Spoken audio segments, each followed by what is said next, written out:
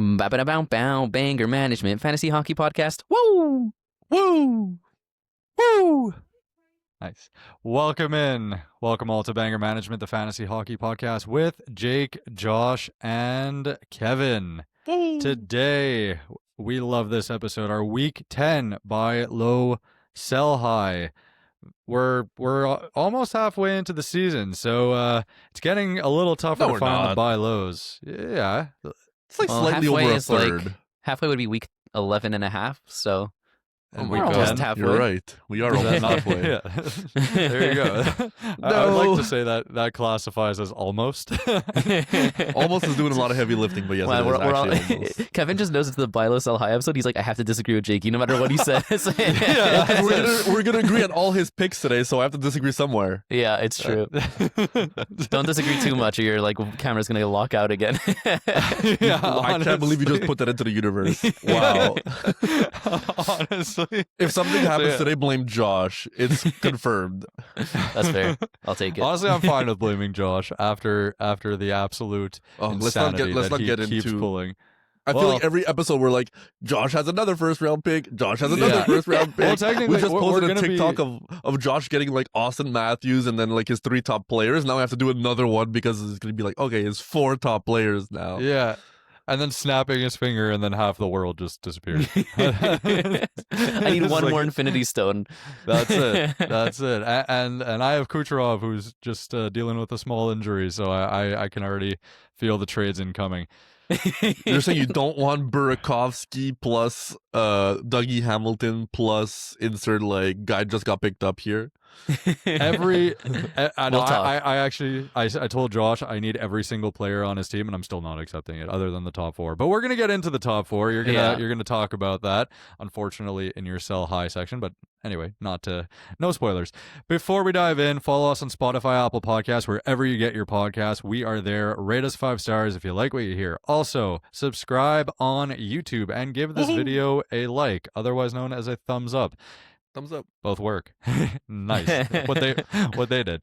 And all the socials are in the podcast description. Instagram, TikTok, we are there. If you subscribe to the channels and follow on Spotify or Apple Podcasts, you'll be notified when all the episodes go live. So that's a win all around. Let's start with the 2 weeks ago update.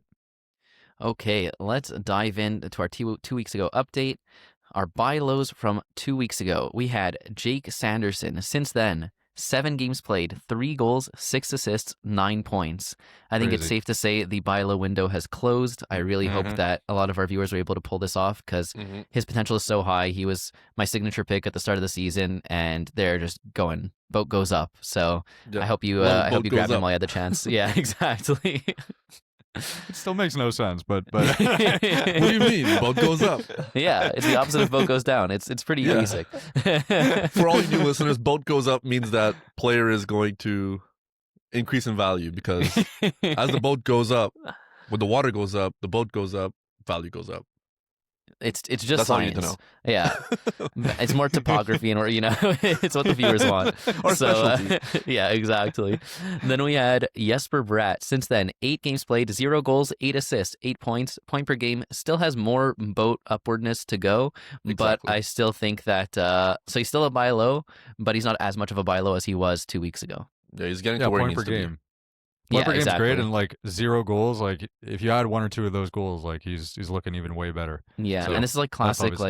Anytime a guy has almost all his points being goals, Kevin's always flags that. He's like, that's unsustainable. The guy's boat goes down, But when a guy has 0 goals, therefore the opposite is, a guy like this is not going to score 0 goals. I know he's a playmaker, but he also is a goal scorer. So yeah, that's another one that if you can get in on it now, it's still a good opportunity. Yeah. And New Jersey just got shut out in back-to-back games, so that's already just asterisks there, meaning that they're about to pop off. Yeah, exactly. And then lastly but not leastly, we have Alexei Protas of the Washington Capitals. Since then, he put up 8 games played, 3 goals, 3 assists, 6 points. And I know that Jakey's pretty smug about this because Kevin roasted him, and Kevin's saying that this is exactly what he predicted for Protus. So I said Protus would get 0.7, 0.75 points per game, no power play points, and like 2 shots with no banger categories. And what he's averaging over the last 2 weeks, he's averaging 0.75 points, 0 power play points, 2 shots, 0 banger categories. Last 5 games. The last 5 games, he's averaging about 20 minutes a night. 1 shorthanded point he got in those games. How many power play points? 0, but that's fine. Okay. Yeah, but I'd rather. That was like the whole crux point. of my argument was like he's not ever gonna get any power play points. I'd rather the shorthanded point. I don't know about you, and he's still playing around 20 minutes a night. So he was bound to uptick. Not to mention his roster percentage also has also flown like 15% since then. So he's boat goes up and. Is he not doing exactly what I said he was going to do though? He's so big that he's more like Godzilla coming out of the sea. than Godzilla with no power play points. Godzilla could get at least 1 power play point, I'm sure. I've never seen it. Jake's like, I spoke to his doctor and I heard he actually grew a few inches over the past 2 weeks. Can we get his player card updated? He's now 6'8". I don't want to say it. 6'9". Probably 6'7". No, 6'7". Oh God. Okay, on that note, let's get to the sell highs from 2 weeks ago. We had Yaroslav Askarov. Since then, 3 games played, 1 win. Okay, these numbers are skewed because he had 1 awful game, but I'm still going to say it. 6.68 goals against average and 0.855 save percentage. Look, he had some hard opponents, but so like this is not, the new norm for him. He's still going to be a solid hold rest of the season. But if you were able to sell him high before this last 2-week stretch of pretty awfulness, then you're pretty happy with how this worked out. So I still think he's a sell high. I don't think this ruined all his value. I mean, I don't know if you can sell him high after the last 2 games. That's it. So you might have to wait until another hot stretch, but that's what I was saying like 2 weeks ago, right? When I had him as the sell high, it was too. I didn't expect him to drop off this much, but it was too good. I mean, San Jose is just one of those teams. Honestly, they're like playing better than I expected. Like last night, they played Dallas, and a lot of people were scared to start Askarov. I recommended like, listen, if you can avoid starting him, like, do not start him against Dallas. It could be a bloodbath.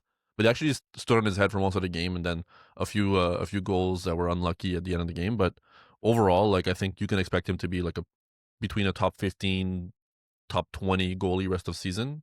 100%. With stretches of like top 10 production. But it's still San Jose, and whether you believe they're a playoff team or not, like they'll have some duds. Like any goalie, to be honest. So it's also like you're saying like top 15, top 20, which is super reasonable. But like 2 weeks ago, we were saying you could sell him for like a top 5 goalie. You could have probably got like a Kemper or something at that point. That's it. So I'm really hoping that people did sell high on him. And if not, like, he's still going to be a solid hold, but it's just you could have taken advantage of that. Exactly. Then we had Willie Stiles, William Nylander of the Toronto Maple Leafs. Since then, 5 games played, 2 goals, 3 assists, 5 points, but straight zeros in his last 2 games. So and the coach hates him. Does he really? I mean, they keep bickering on the bench, and like people are in Toronto are like noticing it, being like, all right, like does the captain need to step in and be like, all right, you guys need to chill instead of like bickering in every press conference or whatever. Damn. So it's never a good sign. No, not a good sign. Yeah, so I definitely. I mean, also if you remember 2 weeks ago, he was performing at like what was he 1.4 points per game? Yeah, 1.5 points per game. It was nuts. Yeah, so you see, like you're like, oh, he's still a point per game over the past 2 weeks. How's that sell high? But if you remember 2 weeks ago, we said that we didn't say he was going to become a terrible player, but we said he was not at 1.5. And lastly, could have gotten a lot more for him then. Basically. Yes. Yeah. After these last 2 games, people are probably cooled off a little bit. Yeah. And lastly, but not leastly, we had Shane Gostisbehere. Since then, 5 games played, 2 goals, 4 assists, 6 points.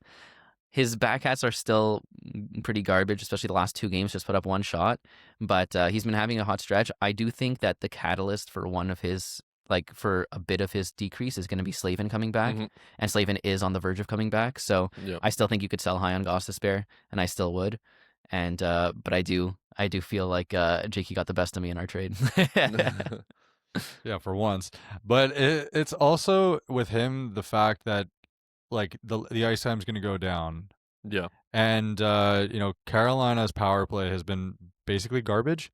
So his points, which have been very consistent, over the last 5, he has 2 power play points, which is actually like quite the uptick.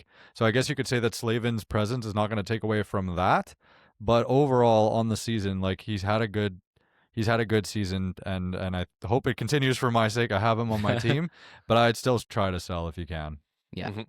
So Okay, and then we have a new little section we're adding here, which is guys we recommended over 2 weeks ago, but that still apply because we can call this the Braden Point section because this has been the name that like every single week, we've avoided mentioning him because we already mentioned him once like 4 weeks ago, but it's still accurate. So we added this section to kind of as a reminder, but we're not going to dive into them, but some buy lows from 2+ weeks ago who still apply. Braden Point, Seth Jones, Dylan Genther, and Pavel Dorofeyev. And then some sell highs we had Evgeny Malkin, Ryan Nugent-Hopkins, Leo Carlson, Bo Horvat, and Miro Heiskanen. So pretty much that section is guys who are still haven't kind of flipped the switch just yet, whether it's boat goes up or boat goes down, and we still recommend them as buy lows and sell highs. Yep. The only little tidbit I want to add for Dorofeyev though is that like he's getting towards like drop territory for a lot of people. If you're in like in a 10-team league, like he's definitely droppable, I think, because the replacement value is already so high. In 12-team leagues, it really depends on like who's available on the waivers. But that's a name that I'm hearing in the Discord. Like people are just, what do we do about him? Like, can I just drop him? Like, please give me permission to drop him, basically. And I keep being like, you can't drop him. Like the upside is too high. He's still on the PP1. Yeah, you gotta. There's rough stretches with guys like this that like no matter how bad it gets, like it's really hard to drop. If he ever gets bumped off PP1, then it's like a clear drop. But as long as he still has that spot, he's just missing the top 6 deployment for him to go back to what he's been doing his whole season. So that's kind of what you're waiting for. But right now I know it's hard, and I know it's like you gotta just hang in there. If there's decent replacement value, then like you can make a swap if it really helps your team in the immediate future. But I'm thinking long term with this one, and it's just hard to drop a guy with this much upside.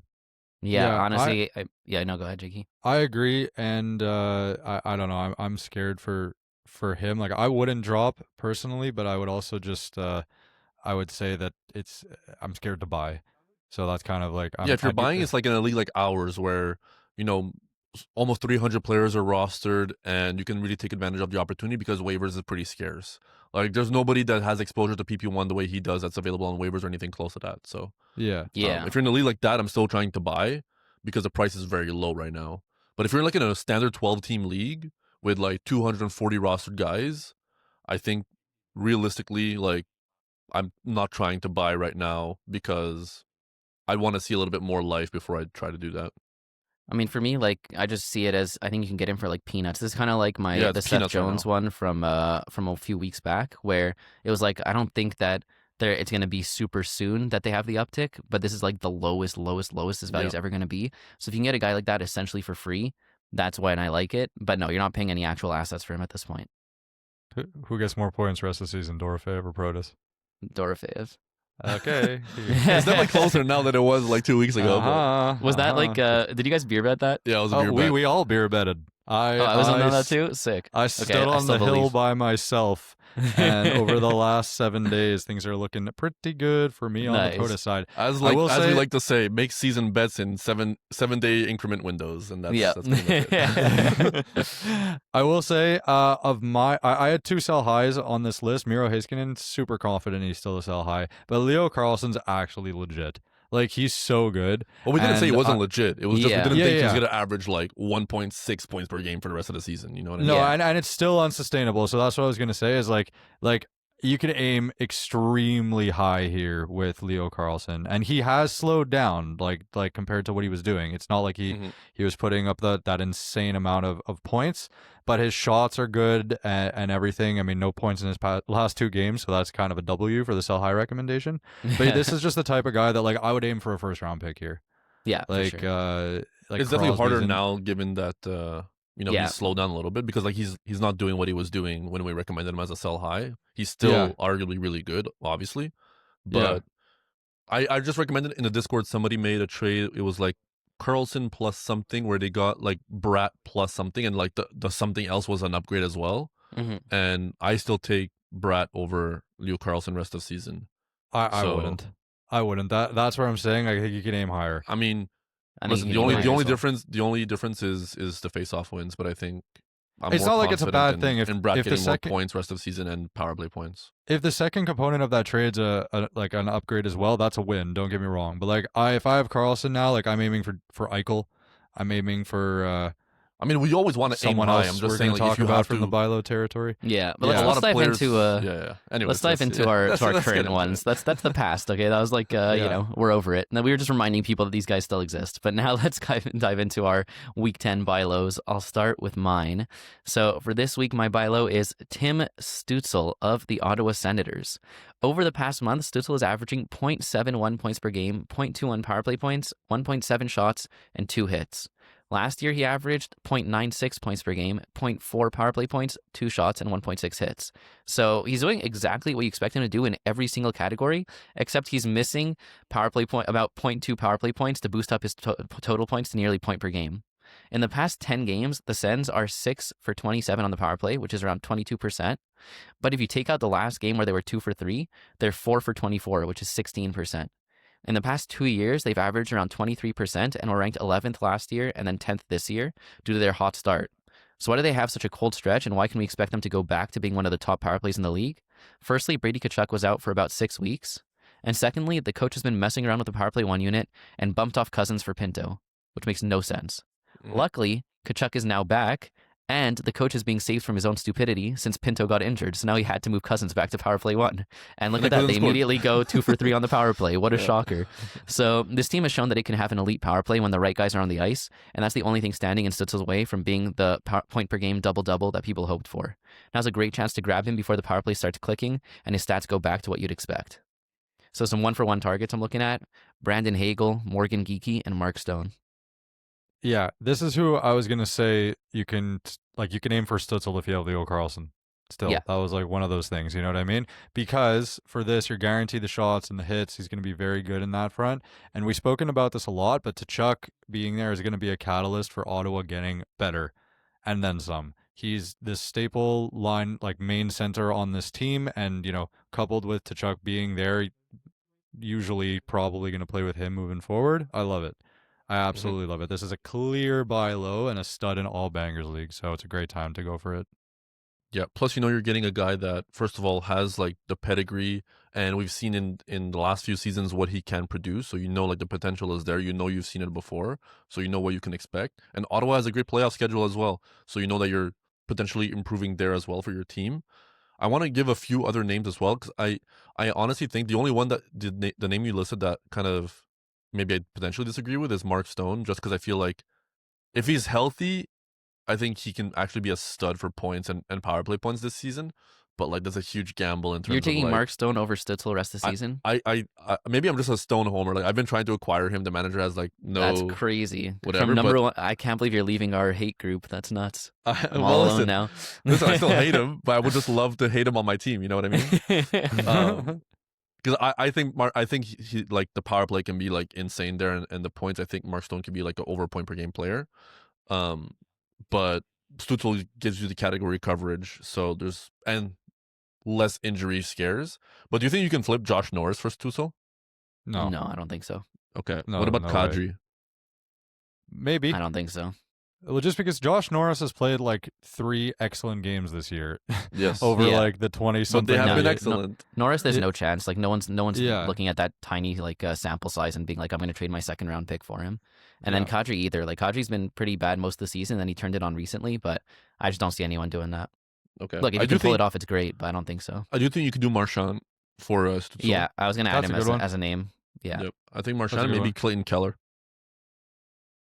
Yeah. Maybe Keller gets more shots, slightly more points, but he has a terrible playoff schedule with 2 games in the championship, whereas you're getting a more well-rounded player, even if the ceiling is potentially less high. But like, Keller has been a shadow of himself as well, and people are worried about him and himself, which I do think is a buy low candidate. But Stützle is just better overall player, I think. Yeah. Would you do Brad? No, I'd rather have Brett. That's close. I think honestly, I think I'm taking Stützle over Bratt. Really? Why? I mean, I believe that the power play in Ottawa, like they should be like a 0.4. They should be similar to like Devils, right? Last Like year, both should yeah. be like 0.4s. And then Bratt's going to have like 0.1 points more than Stützle, but Stützle gets those 2 hits. Bratt gets 1 hit, and then they get like the same amount of shots. I guess you know what? 1 hit versus 0.1 points. It's pretty close. Yeah, the hit you can stream with a banger guy, like the 0.1 points and the higher threshold for points. I think That's a close one. I'd go Brad, but it's definitely close. Like Yeah. Stützle, we forget. I feel like his value he's the type of guy that when he's hot, he's like almost untouchable. But then when he's like not hot, people, I feel like they lower, like his floor gets so low, if that makes sense. Like in terms of like people's eyes and how they value him. Like you could get him for like a Konechny at that point. Whereas when he's hot, it's like nowhere in the same vicinity, if that makes sense. Yeah, that's fair. All right, Kevin, who do you But got? yeah, great pick, Josh. Thank you. My pick is a guy who I feel like can be quite polarizing, but I think he's a great buy low, and I'm talking about Zach Hyman of the Edmonton Oilers.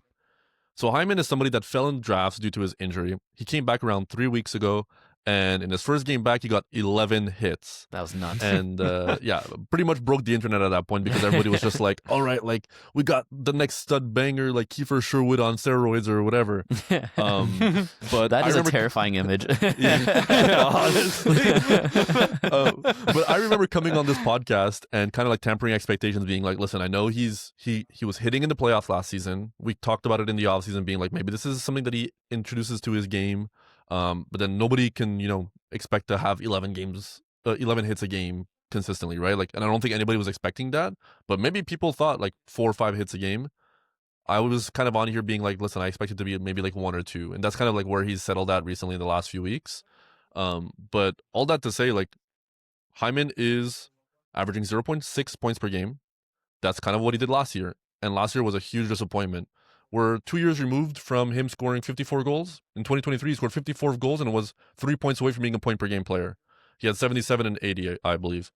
And I just think this Edmonton team right now is starting to click. The power play is getting better. He's an integral part of that power play because he's the guy that's going to be in the blue paint scoring all those goals that people feel like he doesn't deserve, but he still finishes them off. The greasy goals. It was like when he scored 54, I think 50 of them were in that blue paint. Yeah. It's just, they don't ask how, they ask how many. Yeah, exactly. And he knows how to count. So I just think that maybe he's not going to be a point per game player, but I do think that that's his ceiling. If he averages out to like 0.85, 0.9, I think that's very realistic. You already have the higher floor with the hits that are now introduced into his game, where he'll get you like probably he's at least a double-double, it feels like, moving forward, where he has the upside to also shoot 3 times a game. So he can be like a 0.9. The power play will be better. Right now, he's only averaging, what is it? I think 0.1 or 0.2 power play points. And if he's an integral part to that unit, it's going to be closer to 0.3, 0.4, I think, when things are clicking on all cylinders. So room for positive regression there. The shots could be at 3. The hits can be at 2. I think right now, if you're putting yourself in the shoes of somebody that drafted Hyman, it's like, okay, I drafted this guy later in drafts, stashed him the whole year. He came back, had an amazing start with the first game, and then kind of dropped off. So you're kind of like, you feel like, I was expecting way more from a guy that I waited like 8 weeks for. I'm not getting what I wanted. He's doing what he did last year, and last year was a disappointment. So it's kind of just like you have that taste in your mouth that's like a little bit sour. You're like, I wish it was more. You know what I mean? But I do think there is more in the tank, and I think he's getting to the place where we're seeing it in the last couple of weeks too. Like his first week was rough. This last week was a little bit better. I think boat's about to become maybe potentially rocket ship. So in my mind, he's somebody that I really want to target, especially if you're in a banger categories leagues, but just banger leagues in general. And I think right now, before the points start upticking seriously, he's still attainable. And I think at a reasonable price. So some 1-for-1 targets and guys that you can trade for in a package. I think names like Evgeny Malkin, who we mentioned multiple times on the podcast. If you could flip that for Zach Hyman, maybe it requires an extra push. I would do that for sure. Gabe Vilardi, who goes through stretches where he's really hot, really cold. I think that's the type of player that is a little bit more one-dimensional, and you can get a more well-rounded player in Hyman that also has a higher ceiling.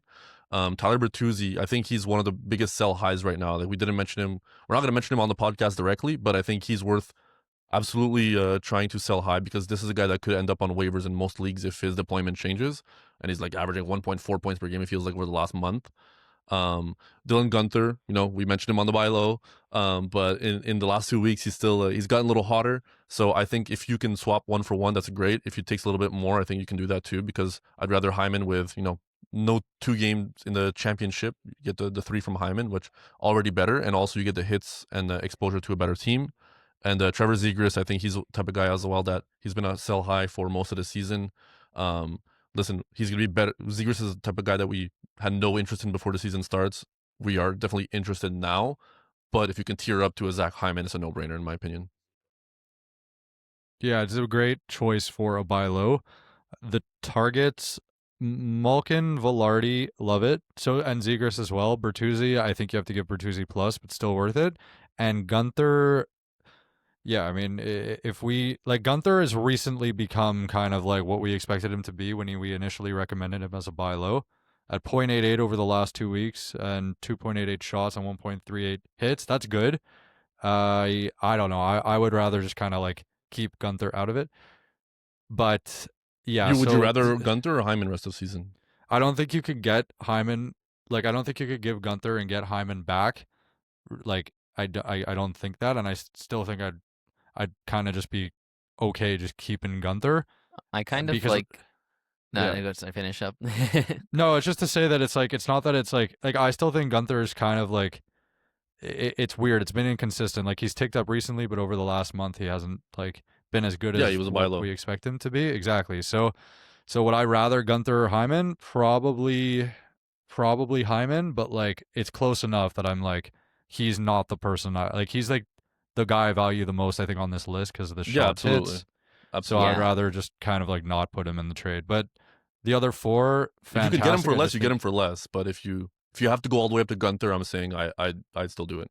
So I'm gonna disagree a bit with both of you. First of all, I think it's a great buy low, and all the targets other than Gunther I think are really sick. So, and Bertuzzi, like, I know that's like the worst name out of the bunch, but like with how insane he's been, I think it's possible. Like, you might have to do Bertuzzi in a small plus, but like I really think that could actually get done. Like Bertuzzi Malkin type of thing. Yeah, or maybe I don't even know if you need to give that much. Like, it really depends on the league and the owner. But I think Bertuzzi's been unreal and Hyman's been pretty bad. So I think it's definitely doable.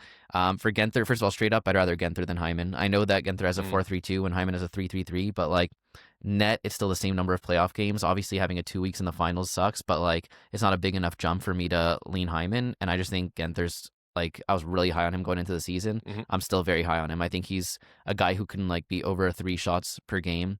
He can be over 1 point per game. So like, let's say we put Hyman as a 3-1 and like Guenther as like similar. Then it's pretty much just about the points. And I believe in Guenther a lot more than Hyman. So that's kind of where I'm at with it. I think you could definitely do it. Also, that's kind of where I disagree with Jakey. Is like, I think if you send Guenther for Hyman, I think it gets accepted. So yeah, so kind of just being contrary for both of you, just to be a B. We love it. But yeah, no. But honestly, this is a great buy low, and if I didn't already have 2 Oilers on my team, I'd definitely be targeting him. And if I also you have nobody else my to team trade for parts, yeah, exactly. Would you give like a I don't know, for example, no, Beckett Senek, he can't get it done, like a Cutter Gauthier? No, I'm taking Gauthier over Hyman. You're taking Gauthier, and how about going up the list? Would you do Ovechkin? I know you guys don't like. No, I'd rather Ovechkin at this point. He kind of woke up and decided to actually be a good player this year. Yeah. I guess one for other now. thing here. For now, yeah. You know, he could be a solid sell high, honestly, but I'd still take him over Hyman. Brad Marchand's a good name that I would take Hyman there. Marchand, I'm like selling so hard. Yeah, so realistically, this is a fantastic choice, and I also think he got, quote, lucky that Roslovic got hurt as soon as he came back, because Roslovic was actually looking good on that power play 1. Yeah, but there was no way they were keeping Roslovic over Hyman. I don't know. But like, now that Hyman has it, he's going to keep it. Roslovic was like actually solid, more so than if he was that good, they'd just put him back then. Yeah, if he wasn't injured. No, but he is. Put an injured Roslovic on PP1. Honestly, all he has to do is stand in front of the net, and tap it in, and he could do a Hyman's job. No, I'm kidding. It's not that easy. Anyway, Hyman's he's going to be very good, but I don't think it's going to be what it was 2 years ago, but it'll be better than it was last year. That's my take on it. Yep. All right. So, how many times have we heard, this guy is sick, but insert team here sucks? I am talking about Rasmus Dahlin, one of the best defensemen in the NHL on Buffalo, who in the past has been Garbaggio. Sorry for my Italian. Yeah. So this year, though, what's different than Buffalo over the past few years is that they're actually trying to stay relevant. They are last place in the Atlantic, but it's extremely slim margins. And with Norris, Dahlin, Zucker, and Benson having missed extended periods of time. So these are like some of their top guys, other than Tage, of course. I wouldn't bet on them to make the playoffs at all, but I wouldn't be surprised if they're competing when the year is coming to a close for fantasy hockey. With all that, Dahlin has been very poor for points this year and is now on pace for his worst points total since 21-22. And his shots, blocks, are both worse than last year as well. Over the last month, he's on pace for 0.5 less points per game than he was last year, and I don't think that's nearly sustainable. He should be on pace for at least 0.8 points per game. Over the last 10 games, he's had 28 shots and has 0 goals and 2 power play points, which are assists, obviously.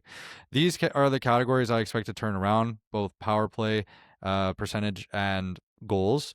In the very near future, he should be on a, better pace than getting 5 power play points and 0 goals over the remaining 54 games, which is astonishingly impossibly bad, of course. If Buffalo does in fact suck, Dahlin's going to be significantly better than he's been so far. If Buffalo surprises even a little bit, he's going to be significantly better than he's been so far. Excuse my English. So basically, right now is an amazing time to buy Dahlin, and I don't think it's going to cost you too much. A 1-for-1 target, I would say Rasmus Andersson, Miro Heiskanen, Kevin Sell High, hashtag no spoilers, Cutter, Gauthier, and if you're looking to add something, I think Darren Radish plus is probably your best bet because he's looking really good. We'll see. I mean, Hedman's coming back if he actually takes it over, but Radish has been a beast. So, what do we think?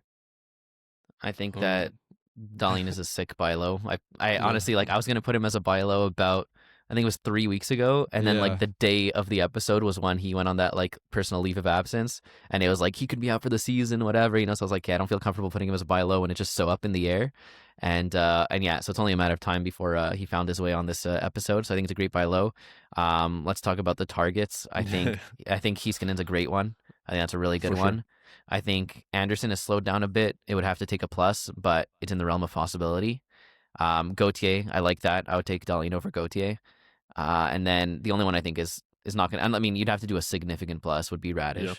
I think even though he's been unreal, the sample size is small. Some people probably are worried about, Hedman coming back, and you probably picked him up off waivers. So I think it would be more like Radish is the plus, and as opposed to being the main piece in the trade. But I think he's a good piece that can help you. So I love all the targets. Just don't think you can pull that off 1-for-1. Yeah, I think the only one that can maybe be done 1-for-1 is Heiskanen or Gauthier. Yeah. Even Anderson, I feel like he has. There's these type of guys that no matter how much they produce, they always have a little bit of the stink. And it's guys like Radish, it's guys like Anderson where, they were waiver pickups at some point, and even though they're very valuable now and, they should not be waiver pickups anymore, but people still attribute that kind of name to them. So it's harder to do. They don't have as much name pull in trades, even though the production speaks for itself. So if you could do Anderson plus a small plus, or Radish plus a small plus, guys that I mentioned even in my targets above, Anderson plus a Malkin or Anderson plus a Velarde for a Dahlin, I feel like that could be a good deal that you can get done. I love the Dahlin pick. I think he's still a top 5 defenseman, especially in bangers leagues. That's really what we're talking about here, because he has a perfect balance of giving you that points upside and also the banger category coverage. And I think the power play is about to pop off, to be honest. We saw the power play last year be pretty decent, and they're finally starting to get all the pieces surrounded. And listen, Josh Norris has been back for 3 games, and he has 3 power play points. So I'm just putting it out there that maybe this was the piece that they were missing for them to properly click. But I mean, look, getting your number 1 C back is nothing to scoff at. I know, Josh Norris doesn't get the respect because of his health issues, but that is a big deal. So so I definitely agree.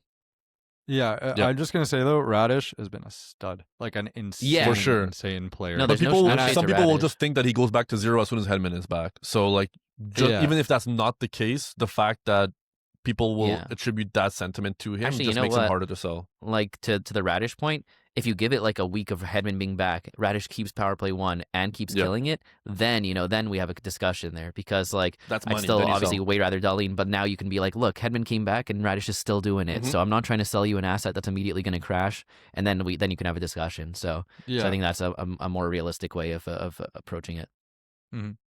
Okay, let's get into the Okay, sell highs. let's get into the sell highs. I'm very excited Can't for believe this Josh one. is gonna do this to us. Yeah. My sell high for this week is one of my besties from this season, Jason Robertson.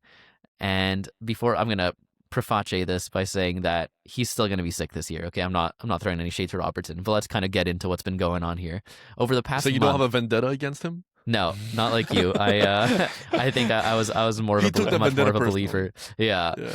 Over the past month, Robertson has averaged 1.67 points per game, 0.6 power play points, 3.87 shots on goal. Last year, Saw he was that, at Kevin. 0.98 points per game, 0.23 power play points, and 2.57 shots on goal. This is one of the most insane monthly runs by a player we've seen in a while, and it simply cannot last. I'll preface this by saying that I still think Robertson and the Stars are unbelievable and going to have an incredible year. He should do way better than he did last year, but it's extremely unsustainable for a player to average this many points and this many power play points, regardless of who you are. Last year, McDavid and McKinnon both averaged around 0.47 power play points, so I think it's fair to say that that is the ceiling of the best players in the league. This Dallas power play and Robertson are both incredible. I don't think he finishes the year higher than 0.4 power play points, which is still great, but that's 0.2 points less than he's currently doing right off the bat. So if you take away that 0.2, it still brings his points to 1.47. That's a 120 point pace. In his one crazy year where he hit above 80 points, Robertson got to 109 points, which is 1.32 points per game. So, if we assume Robertson will match his career highest points, which is already a big assumption, then his points should dip by 0.35, and his power play points should dip by 0.2. And that's giving him like the most benefit of the doubt you can give, right? This is his ceiling. So while still being amazing, anytime a player is playing 0.35 points above expected, they are a massive sell high. You should be able to get a top 10 asset for Robertson right now. And for where you drafted him, that is a massive steal. So some good targets, Austin Matthews, David Pasternak, Cale Makar. I think you get Connor Hellebuck plus. I think you get Jack Hughes plus. So when I'm saying sell Robertson high, I'm saying you aim for like these top 10 picks in the draft. And I will say, I know this is doable because I pulled off a Robertson for Austin Matthews trade in our league, and Jakey and Kevin are furious about it. So Yes, this can get done. I had to add some pieces, like it wasn't a straight 1-for-1, but like it's there. You know, it's very rare a guy who you picked in like the 4th round, 5th round is even. You know, it's very rare you can sell anyone who wasn't picked in the top 4 rounds for a top 10 overall pick. So now's a really good opportunity to do that. And a little bit on my trade journey with Robertson is I sent Faber and Svechnikov for Robertson about a month ago, and I flipped Robertson plus for Matthews. So I kind of turned Svechnikov into Matthews. It was basically like that. You remember that 1 week where, well, for that month where Svechnikov was like line 4 and everybody was like talking about him being the worst pick in fantasy, and then he got bumped up to like line 1 and then had 1 week of production. Josh used that 1 week to flip him for Robertson somehow. And it just so happened to also be the week that Faber had like an opportunity on PP1 that lasted like 3 games. So yeah, that's just nuts. And then getting Robertson and using that to flip for Matthews it's the perfect buy low sell high that we always keep talking about. What I will say though, however, that I don't disagree with your targets. Obviously, you listed like some of the best players in the league, so highly recommend doing that, and I think it's very feasible. The one thing that I want to caveat though is like you put Connor Hellebuck there, and Connor Hellebuck was a 1st round pick in like literally almost every league right now. Like he was by far the first goalie taken. But when you have a guy that's producing like at this amount of points threshold, let's say, I really want to capitalize on that and get like points out of it, because I feel like that's just the most inherent value that you could get for a fantasy trade. So if you're desperate need of a goalie, I do like targeting Hellebuck. But when you have the opportunity to sell a guy that's like going crazy in points for another guy that you know is going to be crazy in points but like consistent, I'd rather do that than like take the positional advantage with the goalie. What about But like? I put Hellebuck plus. What about like? Yeah. You know, like you toss in like a solid like guy who could mitigate the points difference. But no, it fully depends on your specific team. In my mind, I'd situation. rather do like Robertson plus for Matthews than like Robertson for Hellebuck plus a Velarde or whatever. Yeah, that's fair. But not saying it's a bad trade. I'm just saying like how I like to capitalize on the value of the sell high is going in that direction as opposed to going for the goalie. But if you need a goalie, like Hellebuck is attainable, and I know people are worried about the knee when he comes back from injury, but I'm not that worried about it. I still think he's going to be a beast, and we're seeing already that Comrie is just not even close to the same level as Hellebuck. Yeah. No, I feel like normally he- I'm definitely on the like you get the best player one, but I Yeah. wanted to toss in some like Hellbuck sure, and for Jack sure. Hughes as well, as like you can get like multiple good guys, and like Mhm. the first guy you're getting could be end up similar value if not better than Robertson. I feel like you could get like, maybe this is nuts, but like, what about like a Hellebuck and a Marner? Marner's not been good. Maybe in a shallower league. Yeah. Or and I mean you toss in a second guy who's like, you don't really care about too much but could be like stay Yeah. on someone's roster, like that can get done. Yeah. Like a Velarde. decent. We've put like 5 Yeah. coins to Vajardi today, so Yeah. I keep going there. No, I mean, this is a fantastic choice because he's been a first round pick in the past and he's done incredible things for fantasy in almost all formats. So I think that there's a world in which like the benefit of the doubt case does become a thing, and he's a high second round pick next year, and it's still worth it to sell because the guys that you're targeting can all get done. He's playing way beyond anything that's possible, and Matthews, Pasternak, Makar for sure. The injured guys, it's obviously a risk. It's a question mark, but I think that when it's said and done, especially Hughes when he's healthy versus Robertson, I'm happier with that. I kind of agree with Kevin here saying that like I'd rather like get the points back as like a top priority, but still, I mean, if you can get like Marner, that's like one I just said, or even like Bratton, Hellebuck, probably the Robertson just alone that you can That would do. be sick. Yeah, I feel That'd be like tough, it's but yeah. I Throw in don't your know. goalie or something, and Yeah, like Stuart Skinner. Makes me mad at you. Yeah, I mean actually yeah, I like that. No, but all this to say, it's a fantastic choice. Where do you actually think, if you have to end, like assuming he plays the full season, how many points per game do you think he's going to end up with? I mean I see him being between 1.1 1.2. I don't see it being 95 like that. Yeah. yeah. I don't think Yeah. he's beating his career high. I don't think he's breaking 100. Yeah, I and mean, if if he does, like, I think that's where he's getting to. I think it's 100 is like his Yeah. range. Listen, anything And can even happen with Dallas playing like this, it just feels insane. yeah, Yeah. for sure. You just For remember it's a sure. long season, right? And like Mhm. teams go on stretches like this and you're like they're unbeatable, like they're going to be doing this forever, and then all of a sudden, things average out to kind of closer to where they're supposed to be and you're like, "Oh, damn, I should have taken advantage of that." And that's why buy low sell high is not easy, right? Because for yourself, even you come up with a perfect trade, but you're like not sure if you want to do it because it never feels good in the moment.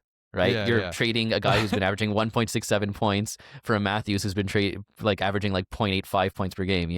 So in your head you're like, Yeah. I just lost half my points. But And it's always like in the when end- you think about the targets, you're always like looking at the downsides. It's just like, oh, he has no more Marner, and Yeah. like they don't even have a power play quarterback. Of course, he's averaging 0.85 points per game. And then you trade for Yeah. him, and then they go back to like it just does the swap that you were worried about or not worried about, and yeah, it's just make these deals. Yep. All right, Okay. Kevin, who you got?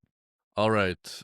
I'm going to go straight into mine. And because we've talked about them, I feel like on previous episodes, we've kind of like held their name out there and been like, this is a sell high situation. But I'm talking about the Washington defensemen. I'm putting 2 names here. I'm putting John Carlson and Jakob Chychrun because I think, first of all, both are sell highs. But my main name here is John Carlson. I think he's the main guy you have to sell right now. But as we speak, he's currently day to day. So I wanted to also add in the fact that like I do like Chychrun a lot, but I do think he's also a sell high. Yeah, because I think Jakob Chychrun is a top 7, 8 defenseman rest of the season, like definitely top 10 with what he's doing. Not the fact that he cemented his PP1 spot on that Washington power play. And Carlson, if you look at his game log, he's averaging over a point per game over the last month, 0.08 power play points. It's basically nothing. So, and he has the the name value and the pedigree of like, okay, has always been their power play quarterback, but now he's hurt. So I honestly think, because he was bumped off PP1 before the injury, and it was just Chychrun was the only guy there. Meaning like, okay, the swap happened, Chychrun is the main guy, Chychrun's playing elite, and John Carlson still has the production to back up like his value currently. But every passing day that happens is one less day or one less opportunity to sell him at his current value because it's not going to be over a point per game, guys. It's not even going to be close to that, especially if you lost PP1 now. So in my mind, this is like a super time sensitive sell high opportunity because every day gets harder to do that.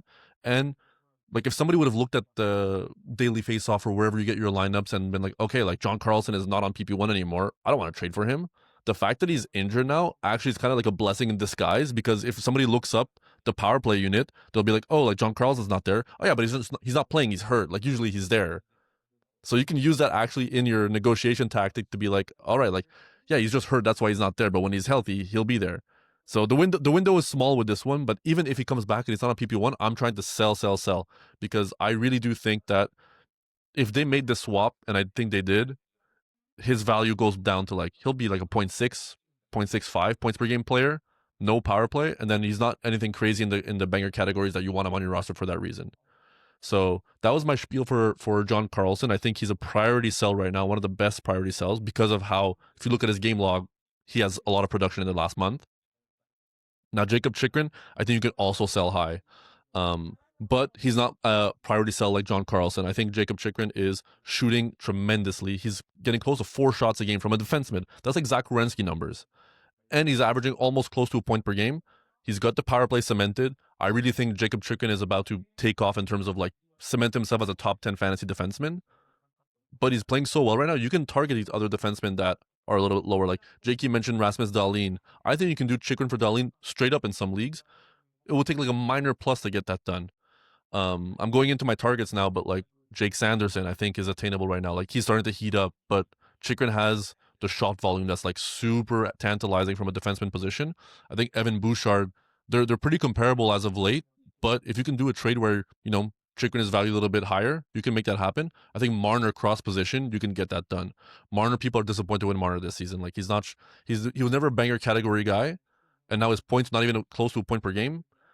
I think he's still a buy low. His ceiling is not what it was on Toronto. We said that going into the season, but I would do that swap 1-for-1. And Kempe, I think I really like. I mean, I've talked about Kempe. He's one of my favorite players. Like I'm always trying to get him on my team.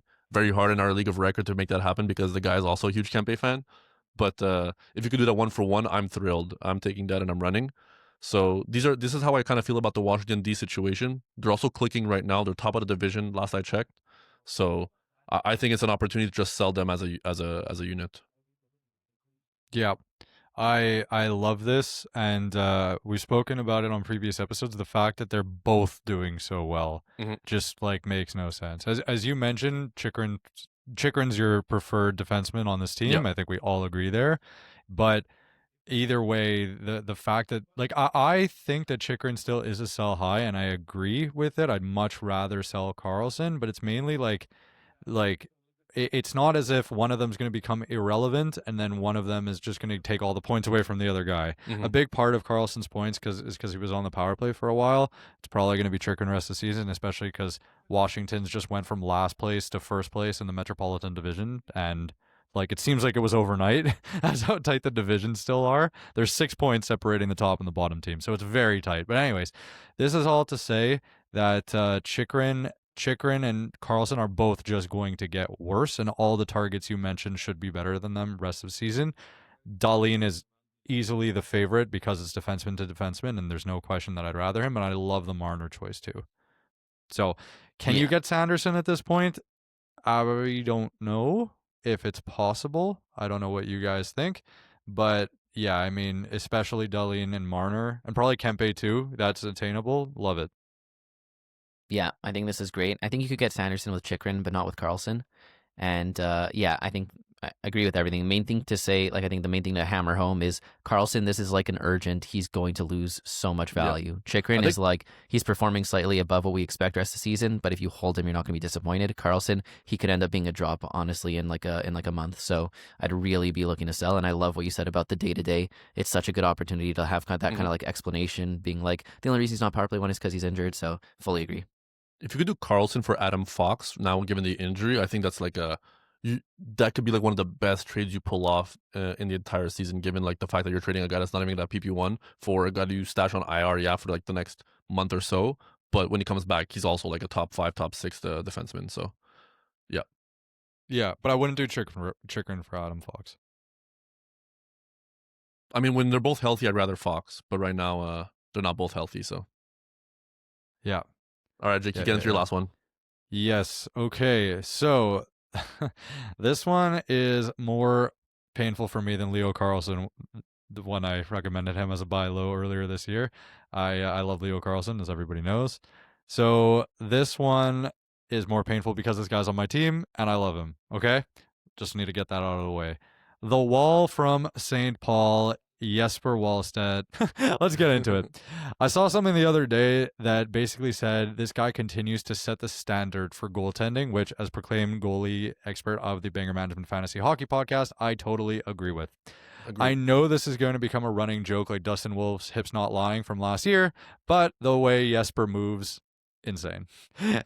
In all seriousness, on top of all the stats being absolutely incredible, he looks steady, composed, and always in the right spot, which is absolutely amazing to see for a goalie, especially a rookie goalie. With all that, coupled with the draft pedigree and him beating the two of the most, not the two most, but technically, I guess you could say they're the two best offensive teams in the league, or at least Dallas, whatever, but he beat Avalanche and the Oilers. And like, he really destroyed them with insane percentages, and he shut out the Oilers. Essentially, yeah, he looks amazing IRL and for fantasy. In his last 7 games, he's posted not 1, not 2, not 3, not Hermione, but 4 shutouts. And in his last 7 games, he's averaged a .971 save percentage. And yeah, there's 3 kind of ways I see this turning out. He revolutionizes the way goaltending is played in a similar way to that McDavid changed the speed and offense of the NHL. Number 2, he's a top 5 goalie in the league, but even at that, I believe there's the 3 to 4 guys ahead of him that are better to own and attainable in a trade right now. Or 3, he comes back to earth, posting a .905 to .91 save percentage, regardless of the way it shakes out. And even if he becomes the McDavid of goaltending, there's negative regression in the future for sure. As a direct comparison, Hellebuck, who has been the best goalie to own in fantasy for the last 3 years, has averaged between .92 and .925 save percentage. And this is the elite of the elite in the recent era. Last but not least, Gustafsson is still a thing, and even though he lost his most recent games to the Flames and Sabres of all teams, he's still a solid goalie, and having both of them on Minnesota means that even if Wallstedt takes on the 1A role, he won't get the same stars as Shesterkin, Vasilevsky, or Hellebuck when healthy will get. So I'm going to give basically 2 tiers of targets.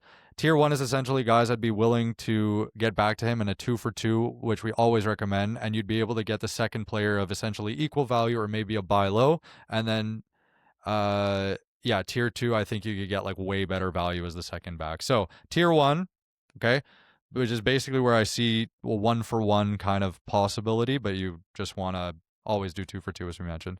Shesterkin, Vasilevsky, Hellebuck. But because of the Hellebuck injury, I think you could aim a little higher than the other 2. And probably Jake Ottinger. Josh and I were talking about this off the podcast, but a little iffy there. And then tier 2, Kemper, Sorokin, and Logan Thompson. So, question for you guys, and then you could get into it. Of all the targets I mentioned, are there any that you'd simply rather Wallstedt over them rest of season? Sorokin. Yeah, I was going to say Sorokin is the only one that jumps out to me. I'd rather just have Wallstedt. I wouldn't take Sorokin in that. Okay. I think you can get Kemper and Thompson possibly 1 for 1, and I'd be super happy with that. And then, I mean, to me, I don't know what you mean by iffy on Ottinger. If you're iffy on whether you'd rather Ottinger than Wallstedt, that's insane to me. But yeah, no, it's obviously Ottinger, no question. And the fact that you can they're even in the same conversation is awesome. Like if you can flip for one of these top tier goalies, you should absolutely do it. Yeah, I think the only thing you have to say is he has 4 shutouts in his last 6 games. Everybody's talking about him right now. Everybody wants a piece of Wallstedt. If you didn't pick him up on waivers, you feel like you missed out on like the pickup of the season at this point. So it'd be a disservice to not try to sell him for anything right now. So all the like Shesterkin, Vasilevsky, Hellebuck, Ottinger, like these are like the elite of the elite fantasy goalies that I would do a 1 for 1 swap if possible. I'd even add on top of it to get that done. Because don't forget, listen, he's not going to get a shutout for 2/3 of his games of the season.